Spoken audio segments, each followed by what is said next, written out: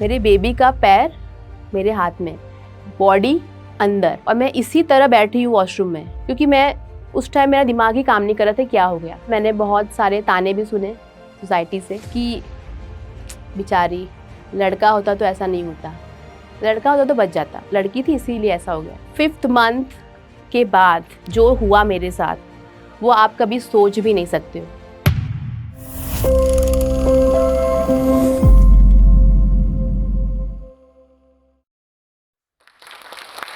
मैं ज़िद्दी बहुत हूँ। जी हाँ, सही सुना आपने। मैं ज़िद्दी इसलिए हूँ क्योंकि मैंने ज़िंदगी से कभी हार नहीं मानी। क्योंकि पहुँच तो हम भी वहाँ गए थे जहाँ से अक्सर लोगों की वापसी नहीं होती। नमस्ते, मेरा नाम सोनाली सिंह है। मेरा जन्म मुंबई में हुआ था। मेरी पढ़ाई भी मुंबई से ही हुई एंड मैंने 19 साल की उम्र से जॉब करना शुरू किया। मुझे टीचिंग में इंटरेस्ट था एंड धीरे-धीरे ये इंटरेस्ट पैशन में बदलता गया। फिर मैंने बीएड किया, एमए किया एंड मुंबई में मैंने सीबीएसई एंड आईसीएसई स्कूल्स में पढ़ाया। फिर 2018 में मेरी शादी हो गई।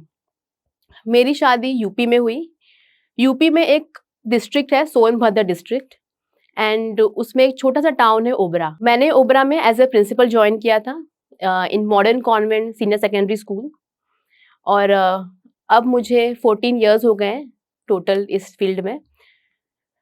और फिर हमने सोचा कि हमें फैमिली प्लानिंग करनी चाहिए क्योंकि शादी को 3-4 साल हो चुके थे और जब हमने कोशिश की तो काफ़ी कोशिशों के बाद हमें रिजल्ट नेगेटिव मिलने लगा। उसके बाद हमने डॉक्टर्स की हेल्प ली, मेडिकल हेल्प ली एंड जब फिर मुझे पता चला कि मुझे पीसीओडी है।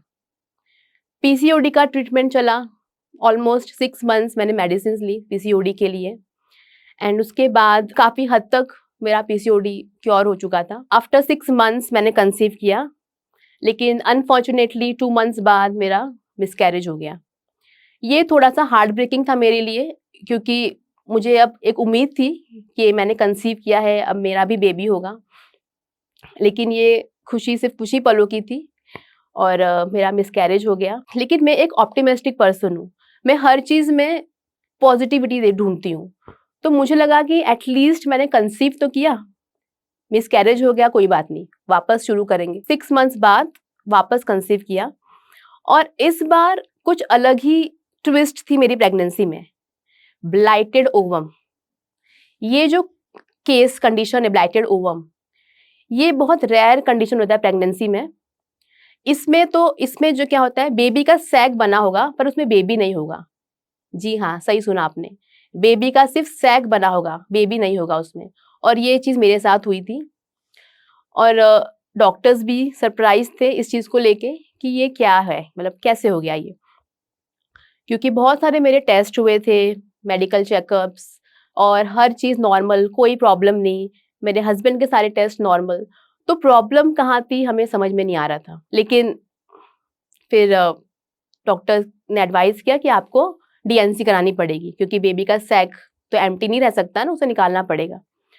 फिर वो मेरी डीएनसी हुई। ये डीएनसी एक अलग टॉर्चर था मेरे लिए। It was a very painful procedure for me. मेरी डीएनसी हुई, उसके बाद लाइफ फिर धीरे-धीरे नॉर्मल हो गई और हमने कोशिश करना नहीं छोड़ा। हम डॉक्टर्स की हेल्प लेते थे, ट्रीटमेंट्स चल रहा था, टेस्ट हो रहे थे एंड वही रूटीन वापस शुरू थी। फिर कुछ टाइम बाद मैंने वापस कंसीव किया एंड इस बार मुझे मेरे मन में एक था कि नहीं, इस बार कुछ भी गड़बड़ नहीं होगी, इस बार सब कुछ अच्छा होगा और मेरा बेबी मेरे पास होगा। लेकिन भगवान की कुछ और ही मर्ज़ी थी। 5 महीने तक सब कुछ अच्छा चला। 5th मंथ के बाद जो हुआ मेरे साथ, वो आप कभी सोच भी नहीं सकते हो। आफ्टर 5th मंथ मेरा नॉर्मल रूटीन था, हनुमान चालीसा पढ़ना, थोड़ा योगा करना, देन मेडिटेशन, जिससे मुझे पीस मिलता था, मेरा माइंड पीसफुल रहता था एंड स्कूल जाना। तो यही सब मेरा रूटीन था, मतलब normal routine, breakfast and lunch. फिर शाम हुई एंड मुझे कुछ भी ऐसा फ़ील नहीं हुआ कि मेरे साथ ऐसा कुछ होने वाला है। सब कुछ नॉर्मल था, मेरा बेबी भी हेल्दी था, मैं भी हेल्दी थी। क्योंकि इसके जस्ट पहले मेरी अल्ट्रासाउंड हो चुकी थी, एक 5th मंथ की अल्ट्रासाउंड, एंड उसमें everything was normal, baby and me, everything was normal. और मुझे अंदाज़ा ही नहीं था कि ऐसा कुछ हो जाएगा। शाम को भी एवरीथिंग वाज़ नॉर्मल, मैं एक्टिव थी, ऐसा भी नहीं कि मैं बीमार हूँ या मैं एक जगह पड़ी हूँ, ओके? ऐसा कुछ नहीं था, ना कोई पेन, सब कुछ सही था। शाम हुई, मैंने डिनर किया अपना एंड मैं सोने चली गई, इसी उम्मीद के साथ कि सुबह मैं उठूँगी नया फ्रेशनेस के साथ। तो मैं सोने चली गई एंड फिर मुझे, और प्रेगनेंसी में कि वॉशरूम फ्रीक्वेंटली लगती है, तो मैं वॉशरूम गई एंड तब मैंने ब्लीडिंग देखा। एंड वो जो ब्लीडिंग था वो नॉर्मल ब्लीडिंग नहीं थी, it was a heavy flow, मतलब खून की नदियाँ बह रही थी, वो आप कह सकते हैं। और I was completely devastated that time, मतलब मैं एकदम शॉक्ड में हो गई कि ये क्या हो गया मेरे साथ। ये मतलब सब कुछ नॉर्मल था, कुछ, और ना मुझे डॉक्टर ने बेड रेस्ट एडवाइस किया था उस टाइम, क्योंकि ज़रूरत ही नहीं थी, सब कुछ सही था। तो जब मैंने ये देखा एंड फिर कुछ ही देर बाद मेरे बेबी का जो पैर वो मेरे हाथ में आ गया। मतलब आप इमेजिन नहीं कर सकते हो वो सिचुएशन कैसी थी मेरे लिए। मतलब वो नाइटमेयर है मेरे लिए, एक तरह का बुरा सपना। मेरे बेबी का पैर मेरे हाथ में, बॉडी अंदर, मतलब उसकी हाफ बॉडी अंदर है, पैर बाहर है, और मैं इसी तरह बैठी हूँ वॉशरूम में, क्योंकि मैं उस टाइम मेरा दिमाग ही काम नहीं कर रहा था क्या हो गया। फिर मैं उठी, क्योंकि मुझे पता चल गया कि बेबी तो नहीं है, लेकिन अब मन में था कि अब अपनी जान बचानी है। अब जो होना था वो तो हो गया, उससे तो मैं बाहर नहीं आ पा रही थी, लेकिन फिर भी मैंने हिम्मत की, मैंने अपने बेबी का पैर उठाया एंड इसी कंडीशन में मैं वॉशरूम से बेडरूम तक गई। ब्लीडिंग हो रही है, बेबी का पैर बाहर है, मतलब ऐसे ही मैं ऐसे ही अंदर गई बेडरूम में। सब लोग सोए थे, क्योंकि रात के 1 डेढ़ बज रहे थे एंड मैंने अपने हस्बैंड को इशारे से उठाया, क्योंकि मेरे मुंह से आवाज़ ही नहीं आ रही थी। मैं अनकॉन्शियस फील कर रही थी, क्योंकि काफ़ी ब्लीडिंग हो चुकी थी। फिर मैंने अपने हस्बैंड को उठाया, उन्होंने जब ये देखा कंडीशन, वो भी शॉक्ड में थे कि ये क्या हो गया, क्योंकि ऐसा कभी देखा ही नहीं हमने पहले। तो उन्होंने फिर, हमारे एक फैमिली फ्रेंड है जो कि नर्स भी है, उनकी काफ़ी सालों की एक्सपर्टीज़ है इस फील्ड में, तो उन्हें वो बुलाकर लाए, क्योंकि वहाँ पे मेडिकल इमरजेंसी के लिए डॉक्टर्स इजीली अवेलेबल नहीं होते हैं, एंड वो तो रात थी। तो जब वो आई, तब तक मैं अपने बच्चे को निकाल चुकी थी, मैं अपने बेबी को अबॉर्ट कर चुकी थी, क्योंकि पेन इतना ज़्यादा था, टॉलरेबल नहीं था, एंड मुझे बस यही था, डू और डाई सिचुएशन था मेरे सामने, डू और डाई। तो मैंने बस पुश किया, निकाला बेबी को, लेकिन प्लेसेंटा निकालने की हिम्मत मेरे में नहीं थी, क्योंकि तब तक मेरी बॉडी अनकॉन्शियस हो गई थी। फिर जब नर्स आई, तो उन्होंने ये कंडीशन देखा, बेबी की बॉडी बाहर पड़ी है बेड पे, प्लेसेंटा अंदर है, तो उनके लिए भी एक ये नया एक्सपीरियंस था, क्योंकि ऐसा उन्होंने पहले कुछ नहीं देखा था। ये चीज़ उन्होंने मुझे कहा कि this is the first time for me. तो उन्होंने प्लेसेंटा निकाला, कुछ इंजेक्शंस दिए, और मुझे कहा कि नेक्स्ट डे आपको डीएनसी करानी पड़ेगी। फिर next day DNC was the another torture for me, क्योंकि एक ये पेनफुल प्रोसीजर है डीएनसी, मेरे लिए बहुत ज़्यादा पेनफुल था ये। फिर उसके बाद, डीएनसी के बाद मेरी दुनिया ही बदल गई, क्योंकि बच्चा मेरा मर चुका था, जिसके लिए मैंने इतने टाइम से मैं इतनी कोशिश कर रही थी। 5 मंथ्स उसे मैंने अपने वूम में पाला, सपने देखे अपने बच्चों के साथ कि आएगी या आएगा तो ऐसा होगा, ऐसे होगा, ये नाम रखूँगी। सब कुछ एक झटके में ख़त्म हो गया। फिर मैं किसी से मिलती नहीं थी, किसी से बात नहीं करती थी। मेरा मन ही नहीं करता था किसी से मिलने-जुलने का, क्योंकि मेरे दिमाग में सिर्फ़ वो रात छपी हुई थी। मैं सिर्फ़ उसी के बारे में सोचती थी और रोती रहती थी अकेले में। जो भी आता था मुझसे मिलने, सब यही कहते थे कि बहुत हिम्मत दिखाई आपने, लेकिन ये मैं ये मेरी हिम्मत नहीं थी। अगर मेरी जगह कोई और भी लेडीज़ होती तो शायद यही करती, क्योंकि जब डू और डाई सिचुएशन होती है, तो आप कुछ भी कर सकती हैं उस टाइम। अपनी जान बचाने के लिए आप कुछ भी कर सकती हैं। तो मैंने भी वही किया। फिर जब हमने डॉक्टर्स की हेल्प ली इस बारे में कि हमें जानना था कि ये ऐसा क्यों हुआ। एवरीथिंग वाज नॉर्मल, अल्ट्रासाउंड के रिपोर्ट्स नॉर्मल थे, सब कुछ सही था, मैं हेल्दी थी, मेरा बेबी हेल्दी था। तो रीज़न क्या था? What was the reason?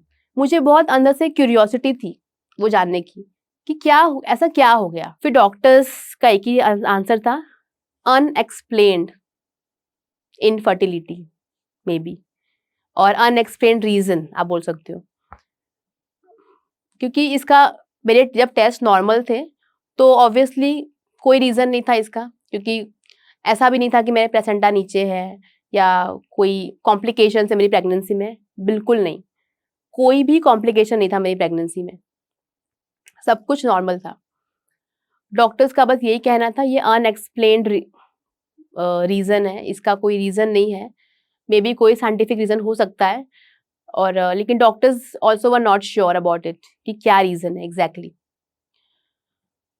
तो इसका आज भी ये एक बहुत बड़ा क्वेश्चन मार्क है कि ऐसा क्यों हुआ था, क्योंकि इसका आंसर हम लोग को आज भी नहीं मिला है। मेरी बॉडी वीक हो गई थी, जो एनर्जी मेरे अंदर पहले थी, जो स्टेमिना मेरे अंदर पहले था, वो नहीं था मेरे अंदर अब। तो बहुत सारे फिजिकल चेंजेस आए, मेरे बाल भी झड़ने लगे थे क्योंकि मेरा अबॉर्शन जो बीच में हो गया था, फेस डल हो गया था, बॉडी वीक हो गई थी, तो बहुत सारे फिजिकल चेंजेस आए मेरे बॉडी पे। और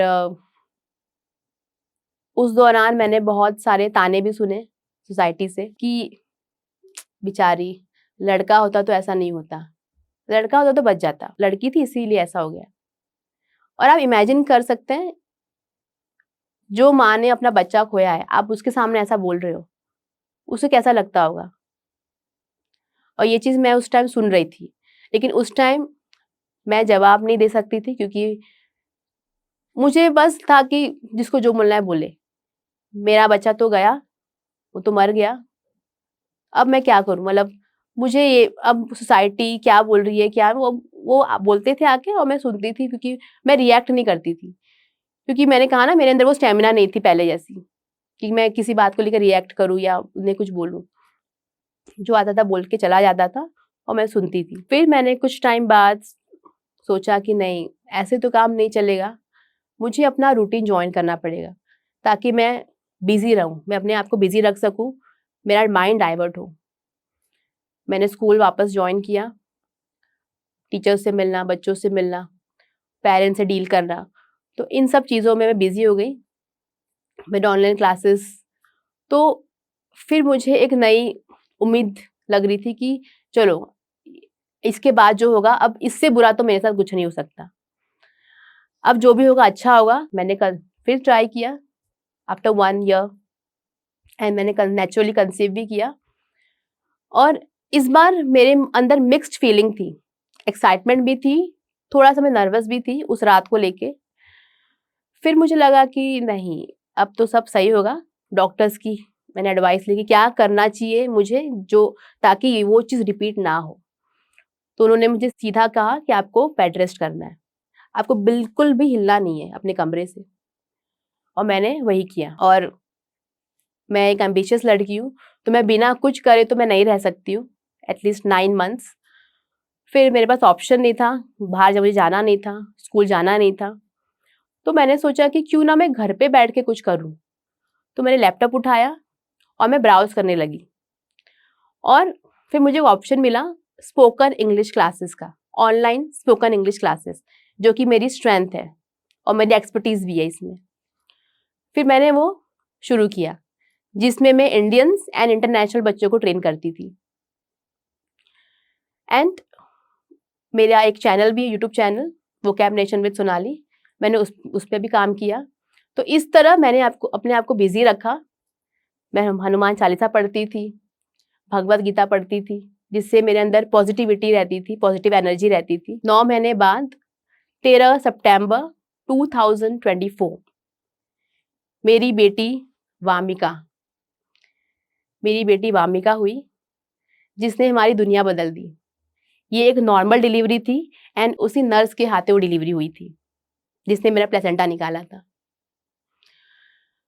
आफ्टर माय डिलीवरी हमारी दुनिया बदल गई, सब कुछ ऐसा लगा कि क्या मिल गया हमें, मतलब मैं आपको शब्दों में बता नहीं सकती वो खुशी। ये जो 7 साल का जो पीरियड था वो मेरे लिए आसान नहीं था, क्योंकि वही बात सोसाइटी, अरे कितने साल हो गए अभी भी नहीं हो रहा है, क्या दिक्कत है, डॉक्टर्स को क्यों नहीं दिखा रहे हो। तो ये जो चीजें सुनने में आता है, स्टेटमेंट्स जो आप सुनते हो, उससे आप लोग प्लीज इग्नोर करिए, क्योंकि अगर आपने इग्नोर करना नहीं सीखा तो आप जी नहीं पाओगे इस सोसाइटी में। इस कहानी से जो लेडीज हैं स्पेशली उनको ये कहना चाहती हूँ, क्योंकि बहुत सारी लेडीज इस प्रॉब्लम से गुजर रही हैं, तो उनके लिए ये एक मैसेज है कि आप गिव अप मत करो, आप हिम्मत मत हारो, क्योंकि आज नहीं तो कल जो आप चाहते हैं वो मिलेगा, लेकिन आप कोशिश करना मत छोड़िए। वो कहते हैं ना, घायल तो यहाँ हर एक परिंदा है, लेकिन जो फिर से उड़ सका बस वही जिंदा है। तो आप अपने अंदर के वॉरियर को जिंदा रखिए, आपके अंदर का जो वॉरियर है, जो फाइटर है, उसे कभी हारने मत दीजिए। और सभी हस्बैंड्स के लिए जिनकी वाइफ इस प्रॉब्लम को फेस कर रही है, सफर कर रही हैं, उनके लिए एक मैसेज है कि आपका सपोर्ट, इमोशनल सपोर्ट स्पेशली उनके लिए बहुत जरूरी है। मैं एज ए प्रिंसिपल मैं अपने बच्चों को हमेशा कहती हूँ that it is absolutely okay to fall down और to fail in life, but it is extremely important to get up and move on. तो आपको बस रुकना नहीं है, मूव ऑन करना है। मैं बहुत ब्लेस्ड एंड फॉर्चुनेट फील करती हूँ कि मुझे ये अपॉर्चुनिटी मिली जो स्टॉक पे आने का, अपनी स्टोरी बताने का, and thank you to the team जिन्होंने मुझे बुलाया।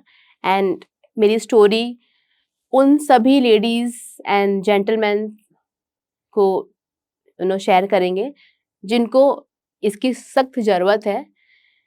और बहुत लोग कोशिश कर रहे हैं, मुझे पता है, और आपका मेंटल हेल्थ भी मैं जानती हूँ इस समय क्या है, लेकिन आप लोग निराश मत होइए, बस कोशिश करते रहिए और आप देखिए उसका जो रिजल्ट होगा, जो फल होगा, वो कितना मीठा होगा, और जिस दिन वो मिलेगा आपको, आपकी खुशी का ठिकाना नहीं होगा।